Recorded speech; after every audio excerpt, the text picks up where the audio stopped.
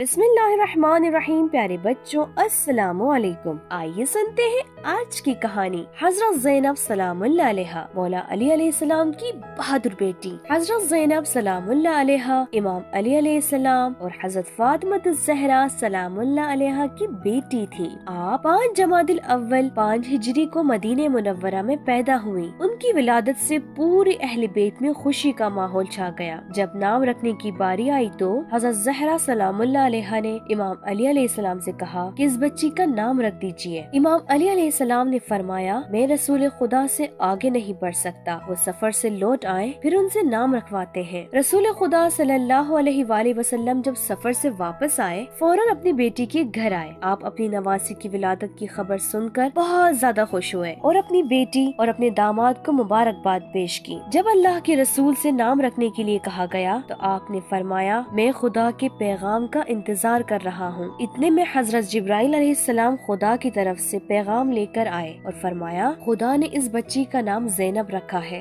زینب کا مطلب ہے باپ کی زینت۔ جناب زینب سچ میں اپنے ماں باپ کے لیے اور پورے خاندان کے لیے زینت تھی۔ جناب زینب سلام اللہ علیہا نے اپنے بچپن میں اپنے بابا امام علی علیہ السلام، ماں حضرت زہرا سلام اللہ علیہا اور اپنے دونوں بھائی امام حسن علیہ السلام اور امام حسین علیہ السلام، اپنی بہن ام کلثوم اور اپنے نانا کے ساتھ بتایا۔ حضرت زینب سلام اللہ علیہا اپنے سبھی بھائیوں اور بہنوں کو خاص کر امام حسین علیہ السلام کو بہت چاہتی تھی۔ جناب زینب سلام اللہ علیہا اپنے بھائی امام حسین علیہ السلام کو اتنا چاہتی تھی کہ پوری زندگی ان سے الگ نہیں ہوئی۔ جناب زینب نے اپنے بابا، اپنی ماں اور اپنے بھائیوں سے دین سیکھا تھا، اس لیے جب آپ بڑی ہوئی تو مدینے میں عورتوں کو دین اور قرآن سکھاتی تھی۔ جناب زینب سلام اللہ علیہا کے اندر بچپن سے دوسروں کی مدد کرنے کا جذبہ تھا۔ ایک دن ایک بھوکا شخص مسجد میں آیا اور نمازیوں سے مدد مانگی مگر کسی نے اس کی مدد نہیں کی۔ امام علی علیہ السلام اسے اپنے ساتھ گھر لائے۔